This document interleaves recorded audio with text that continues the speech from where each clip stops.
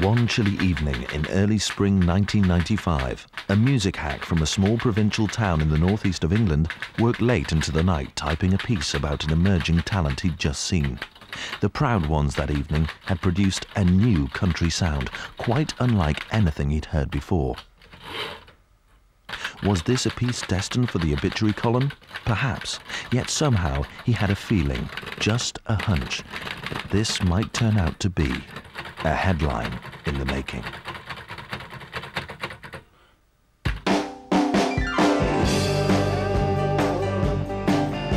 The story began, as all good stories do, with a band from nowhere being asked by a London-based promotions company solo to open for Paul Young at a major UK concert.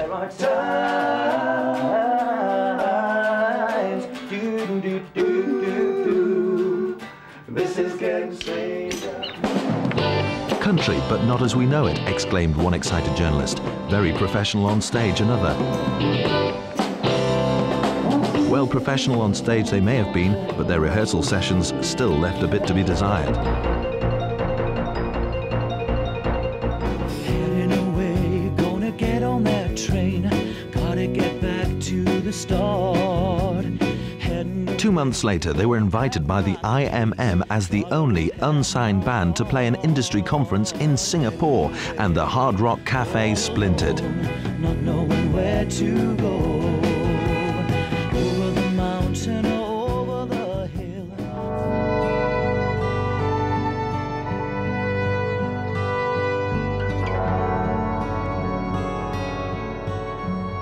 In true star style, they relaxed in triumph by the pool, looking cool and mysterious, hoping to attract that elusive recording or maybe even a film contract. But with legs as scary as these, even Hammer would have said no. Back home, they found themselves becoming the target of increasing media attention. Another seed planted, could it be a sign? Could I make you think of me sacred? Could I make? One of the great things about living in the north of England is that there exists a rich vein of inspiration in the tranquility and heritage of the Northumbrian landscape. So July saw a period of prolific songwriting, with the influences of the countryside being evident in the results. Endless days and nights have kept us waiting, here in the arms of whatever will be. September saw the guys, along with 40 models, a helicopter and a cameraman, with a head for heights, shooting their first promo video. In bitterly cold conditions, they could only feel sorry for the models. Are the rewards of fame really worth the goosebumps? If I could make you dream.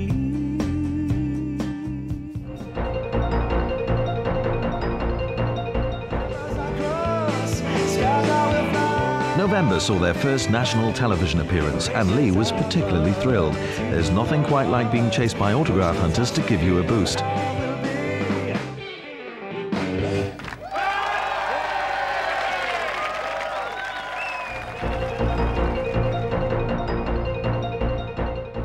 The December snows brought a white Christmas with one exceptional present. Remember Solo, Paul Young's promotions company? Well, they had certainly remembered the Proud Ones and came back with a request for the band to allow David Bowie to support them at a Newcastle concert.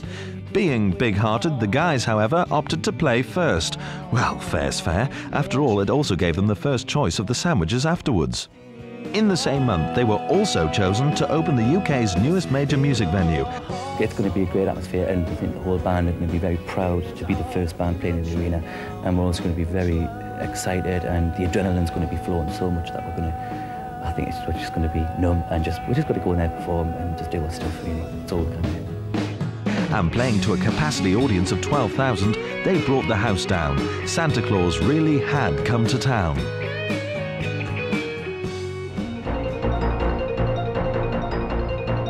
Into 1996 and a bright start to the new year, for November's national television appearance had not been forgotten by one of the band's fellow guests, a TV drama scriptwriter. She contacted them and asked if they'd write the music for her latest film for television, starring one of the UK's most popular actresses. Write a wacky, off-the-wall song came her directive. So Lee and Steve, obliging as ever, composed a subtle and sensitive number about a lady avenging herself on her unfaithful husband by adding her toenail clippings to his chili. The only thing no one's quite sure about is where the title, The Ballad of Blossom and Whiskey, comes from. February saw the band achieve a world first. As guests of BMI Nashville, they became the only UK band ever to play the NEA Extravaganza. To say they felt at home would be an understatement, with TNN Country Music Television and the organisers of Dancing in the District Festival inviting them to return in the summer.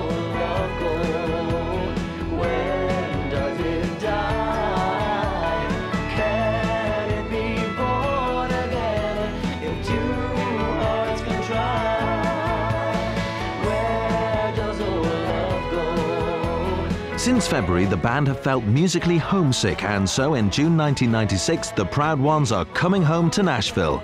Will it be a headline trip? Time will tell.